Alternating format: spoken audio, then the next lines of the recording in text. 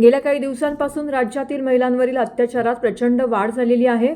त्यातही लहान मुलींवरती अमानुष अत्याचार केले जात आहेत.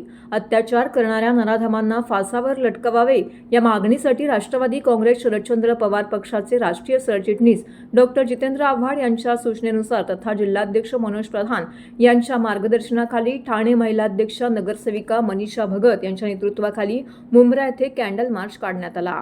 पुणे जिल्ह्यातील नरसापूर येथे 3.5 ते 4 वर्षाच्या चिमुरडीवरती झालेला अत्याचार आणि तिची निर्घृण हत्या या अत्यंत दुर्दैवी घटनेच्या विरोधात हा कॅन्डल मार्च काढण्यात आला.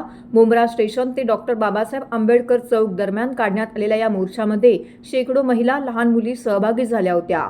भारतरत्न डॉक्टर बाबासाहेब आंबेडकर चौक येथे अत्याचारात बळी पडलेल्या चिमुकलीला आदरांजली अर्पण करून कॅन्डल मार्चचा समारोप करण्यात आला.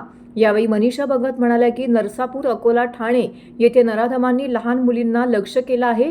ज्या छत्रपती शिवाजी महाराजांनी महिलांवर अत्याचार करणाऱ्यांचा चौरंग केला होता, त्याच महाराष्ट्रामध्ये महिला सुरक्षित नाहीत, महिलांवर अन्याय होत आहेत. विकसित भारत, प्रगतिशील भारत अशी घोषणा दिली जाते, मात्र यामध्ये महिलांवर अत्याचार वाढत आहेत. गुन्हेगाराला कोणताही जात धर्म नसतो. अशा गुन्हेगारांना कठोर शिक्षा झाली पाहिजे. यामध्ये या लहान मुलींचा काय दोष होता असा सवाल करताना घटनेतील नराधमाला अत्यंत कठोर शिक्षा झालीच पाहिजे. याचबरोबर पुढील काळात महिलांवर कोणताही अत्याचार होणार नाही याकरिता कठोर कायदे निर्माण झाले पाहिजेत.